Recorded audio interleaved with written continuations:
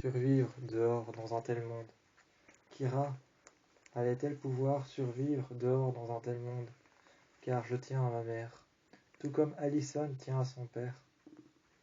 Tout comme Allison tient à son père, moi je tiens à ma mère, je tiens à Kira. Et je tiens surtout à dire que dans un monde qui ne ressent plus que douleur et haine, qui se fie à son instinct de survie, qu'allait-il se passer si seul dehors, buvant le sang des autres, s'acharnant les uns contre les autres, buvant le sang des défunts, buvant le sang des autres, cela commençait à devenir de plus en plus puissant. C'est alors qu'on vit tout le monde dehors s'acharner les uns contre les autres, buvant le sang des défunts qui étaient allongés par terre. Pièce par pièce, on se rapprochait de la peur. Pièce par pièce, dans l'hôpital, on se rapprochait de la peur. Dehors, Kira allait-elle survivre avec son katana? Un simple sabre n'allait pas la défendre de la haine, de la rage, de la peur que ressentait ce monde. Elle devait se fier à son instinct de survie. Mais allait-elle survivre avec son sabre? Car son sabre était capable de trancher n'importe quoi. Mais allait-elle réussir à trancher la peur? À trancher tout ce qu'elle avait devant elle? Car ce n'était plus que de la chair bel et bien palpable, du sang bel et bien palpable lui aussi. Tout ce qu'elle avait devant elle n'était pas des honnis qui étaient faits de poussière, de rage, de haine, de désarroi, de vengeance. Ce qu'elle avait devant elle, ce n'était plus des honnis qui étaient faits de poussière et de matière noire. Une matière noire volatile, ce n'était pas ça. Ce n'était pas un honni fait de poussière et de matière noire volatile. Ce n'était pas la bête du Gévaudan, faite de poussière et de matière noire volatile. Ce n'était plus ça. C'étaient des chiens, des loups, des hommes et des femmes, enragés, qui ne pensaient qu'à une seule chose, la détresse, se rapprocher de sa proie. De plus en plus proches, ils trouvèrent un endroit pour attaquer, apparemment même pour boire le sang des défunts, attendre que sa proie se maintienne seule et soit en détresse. Attendre que sa proie soit en détresse. Tout le monde était atteint. Tout le monde était atteint par le virus. Ils étaient incapables de se contrôler. Ils ne reconnaissaient plus personne. Plus personne ne se reconnaissait. J'avais peine à voir ce monde. J'assistais à un désastre. Tout le monde était déjà mort dans l'hôpital. Plus personne ne savait à quoi ça servait. Plus personne ne savait à quoi ça servait un hôpital. Plus personne ne s'en servait. Il n'y avait plus que des morts par centaines dans les couloirs. Et dehors, tout le monde s'acharnèrent les uns contre les autres. Lorsqu'il y en avait un qui perdait pied, il devenait défunt et on buvait son sang. Ensuite, on se dirigeait vers la porte de sortie. On se dirigeait vers la porte de sortie, et celui qui était devenu défunt était jeté à l'extérieur de Beacon Hills. Qu'allait-il se passer si le monde allait allègrement se plonger dans les ombres? Si le monde entier allait se plonger allègrement dans les ombres, dans la gueule du loup, qu'allait-il se passer si allègrement tout ça allait se plonger dans la gueule du loup, plongeant dans les ombres, les remords, et chaque adresse que nous pouvions connaître avant, l'adresse de la maison de Kira, l'adresse de ma maison à moi, celle de Liam autant que celle de Scott, moi, autant que celle de Malia, autant que celle de Scott, autant que celle de Liam, autant que celle de Théo, toutes les maisons, toutes les adresses allaient disparaître les unes après les autres. Plus de maisons, plus de toits, plus d'endroits où survivre, seulement l'interprète d'un cauchemar. Seulement l'interprète d'un cauchemar, nous n'étions plus que l'interprète de notre propre vie. Ce cauchemar dans lequel nous allons bientôt y mettre un terme.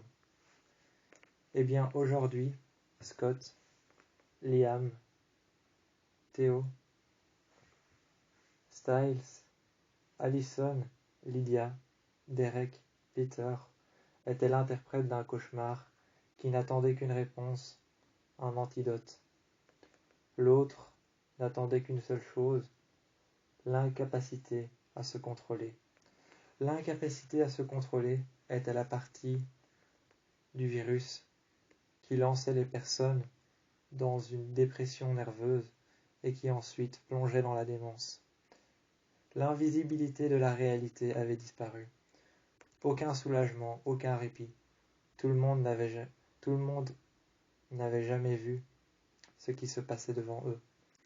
Personne et tout le monde était en train de voir de la haine, de la rage, de la rancœur. Personne n'avait jamais vu ce qui se passait réellement. L'invisibilité des choses disparaissait. Pendant ce temps, Scott remontait avec la voiture de Styles jusqu'à chez Deaton. Cela faisait 3 jours. Deaton fit entrer Scott, fit entrer Styles, et c'est alors qu'à deux, on récupéra ce qu'il avait fabriqué. On récupéra ce qu'il avait fabriqué, l'antidote. On l'avait regardé durant un instant. L'espace d'un soupir, on avait pu regarder ce qu'il avait fabriqué à partir de la dent de chimère, de la dent de loup-garou, la dent de Théo, ma dent à moi, la dent d'un loup-garou, la dent d'une chimère, la salive de Styles, celle d'un humain, et ensuite la dent d'un Wendigo qu'on devait encore aller récupérer. Il nous avait donné une seringue. Il nous avait donné une seringue que Styles tenait en main. Il tenait en main cette seringue dans laquelle Deaton nous avait dit que pour chaque personne, il y avait assez dans la seringue et que ce sédatif était capable d'anesthésier ou même d'euthanasier un éléphant. Cela serait suffisant pour chaque personne. On courut alors dans ce cauchemar dans lequel nous étions que les interprètes. Je repris ma mère par les épaules. Elle essayait pertinemment de creuser un trou dans le sol pour pouvoir s'évader. Elle essayait de me griffer, de m'arracher les dents, de m'arracher la chair, la peau et tout ce qu'elle voyait. La peau, la chair, les dents, mon corps, elle ne reconnaissait plus son fils. Elle ne voulait que ma mort. Elle ne voulait que se déchaîner sur moi. Ce monde n'était plus que déchéance, ravage, haine. C'est alors que je me tournai vers ma mère. Et ensuite, après m'être tourné vers ma mère, je ne la reconnais plus. Je ne la reconnaissais plus. Je ne reconnaissais plus ma mère. Je la voyais, par terre, en train d'arracher les buissons, en train d'arracher les arbres, en train de crier à la lune, hurlant à la lune d'un cri de loup-garou, faisant des trous dans la terre, créant des trous pour pouvoir y mettre le gibier qu'elle allait chasser par la suite. Je ne reconnaissais plus ma mère. Ensuite, je l'ai pris par le bras. Je l'ai pris par le bras, j'ai vu que ses mains étaient couvertes de terre, couvertes de sang.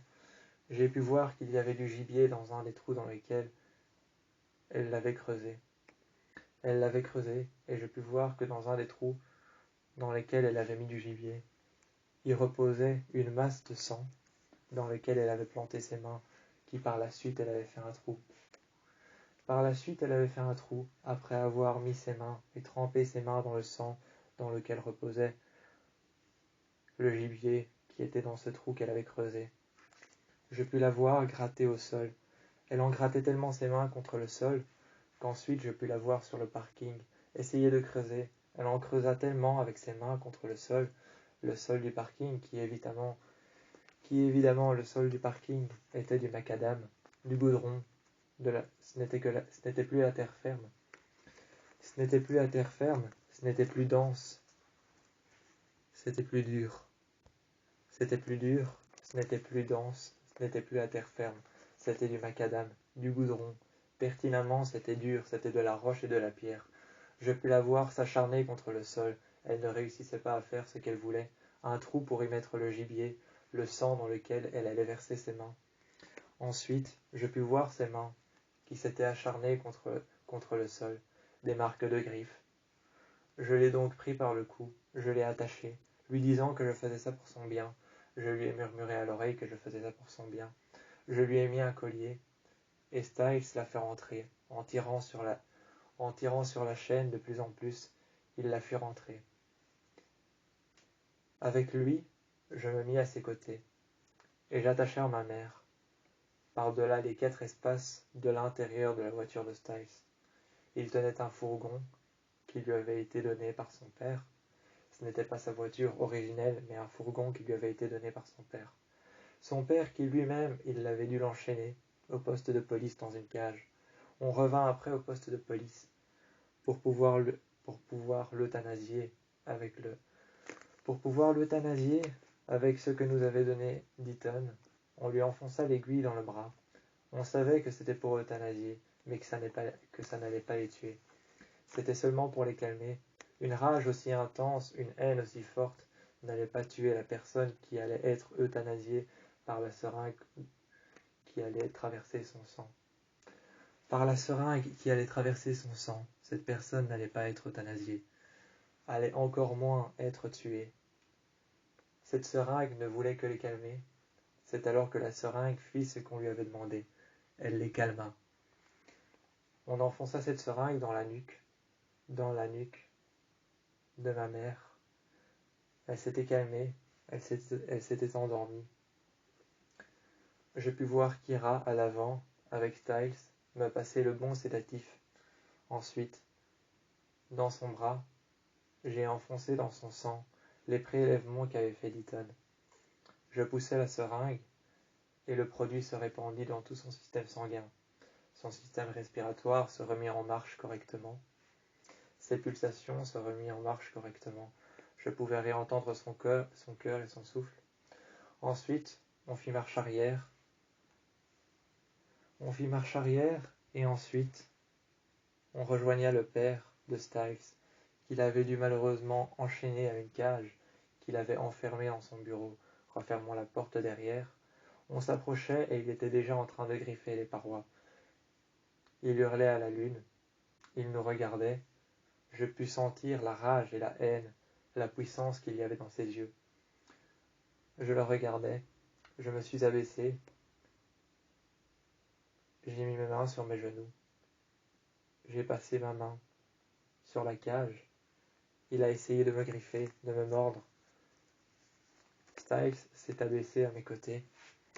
Styles s'est mis à mes côtés, à genoux. Il s'est abaissé près de moi.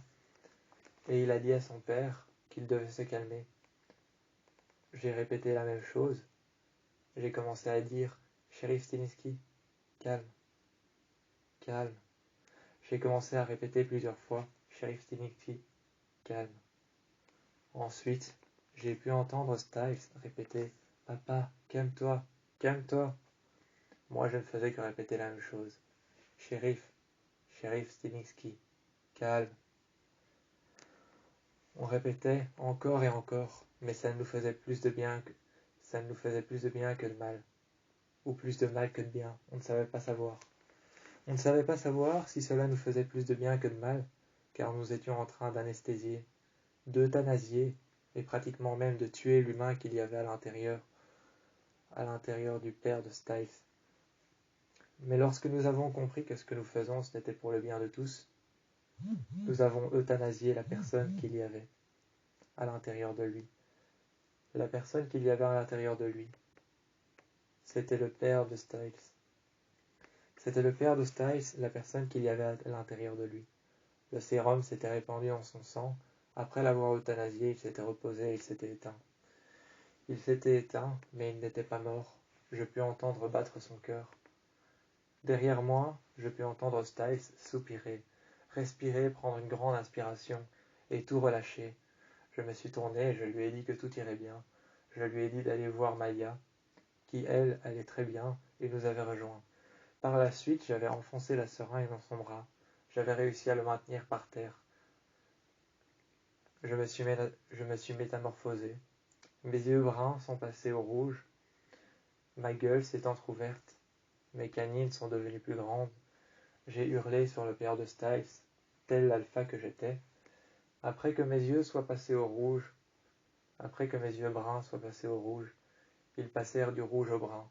Il redevint normal, et je lui plaquai par terre son bras, dans lequel j'enfonçai par la suite l'aiguille. Le sérum s'était répandu dans son sang, et j'aurais entendu correctement son cœur et les pulsations, chaque pulsation et chaque battement de cœur. Je l'ai réentendu correctement. Ensuite, les alvéoles pulmonaires se remirent en place. Je pus entendre ses poumons respirer à nouveau correctement. Il s'était calmé. Il nous avait regardés. On avait sorti son père de la cage bien avant qu'il se réveille. On l'avait laissé à son bureau, sur le côté. On avait tout de même pris la précaution de lui enlever son arme, car cela ne faisait pas effet tout de suite. On avait pris la précaution de lui enlever son arme, de prendre les menottes et de l'enchaîner par une seule main, à un tuyau qu'il y avait sur le côté. Il était assis, il m'a regardé, et c'est alors que j'ai regardé Styles. Il regardait Styles, et il lui a demandé pourquoi est-ce qu'il était enchaîné. Styles lui a répondu que c'était pour son bien, qu'il s'était passé quelque chose mais qu'il ne s'en souvenait pas, car par la suite, le virus agissait de manière amnésique. Il faisait tout oublier. Cela n'était pas plus mal de tout oublier. Par la suite, nous sommes allés voir les autres, ceux qui n'avaient pas de pouvoir. La maison des Argent était recouverte de cendres. Elle était en feu, elle était détruite. La maison des Argent était détruite, autant de l'intérieur que de l'extérieur, les murs recouverts de terre, de cendres, les buissons qu'il y avait autour, le jardin ravagé. Il y avait des graffitis, et les murs étaient colorés de toutes les couleurs, par des graffitis noirs, rouges, gris, blancs. La maison était recouverte de graffitis, brûlés, les vitres étaient cassées, les fenêtres étaient ouvertes, l'intérieur était décharné par les griffes, par la terre qu'il y avait tout autour. Il y avait du sang sur les murs, du sang et des traces de mains sur les vitres. Les vitres avaient été ouvertes comme si quelqu'un voulait s'échapper de cet endroit. Nous sommes rentrés et j'ai vu Allison arriver derrière moi. Allison qui arrivait derrière moi, qui dégaina son arc, qui prit son arc en main, qui se mit à viser, dégaina une flèche et la lança. La flèche traversa la pièce, atterrit alors sur le torse de son père qui était à terre. On l'avait regardé, on s'était tourné, on lui a demandé ce qu'elle avait mis dans cette flèche. Elle nous a répondu le laconite. C'est ensuite que nous avons répandu le sérum dans son bras. Après l'avoir maintenu par terre, il essayait tout de même de se débattre, mais on put le voir se calmer. Lentement, mais sûrement, on put le voir se calmer. Le sérum se répandait dans son bras, dans son système sanguin, dans son système nerveux, et ainsi que dans son système respiratoire. L'aconite était toujours présent dans son sang, mais peu à peu, de plus en plus, lorsque le sérum faisait effet, l'aconite disparaissait. On l'a vu respirer. J'ai entendu sa respiration qui redevenait normale, ses battements de cœur qui redevenaient normaux. Il a ouvert les yeux et j'ai vu Allison faire un câlin à son père, le prendre dans ses bras, le surélever lentement, sûrement. Il se maintenait sur ses deux mains arrière. Allison lui fit un câlin, lui demanda si tout allait bien. Il a répondu que tout allait bien, qu'il ne se souvenait pas. Tout avait agi de manière correcte. Ensuite, il retomba par terre, il respira, et sa poitrine s'ouvra grand. Il inspira et il expira. En expirant, on put voir tout l'aconite, une nuée jaune d'aconite tulou, sortir de sa bouche. Il respira, il inspira et il expira. Ensuite, après avoir inspiré et expiré, j'entendais son cœur rebattre, ses poumons libres et sereins, qui se remit à respirer, normalement et sûrement. Allison releva son père. Sa mère, elle y pensait toujours, et encore, elle pensait encore à sa mère. Ils étaient tous les deux guéris. Sa mère, son père. Kate, elle, avait été enfermée dans une cage. Derek la maintenait au sol et lui avait enfoncé une seringue dans le bras. Ils étaient tous guéris, nous avions réussi, seulement ne manquait plus qu'une personne. Kate, qu'allait-on faire d'elle? Allait-on la laisser là, seule? dans le salon.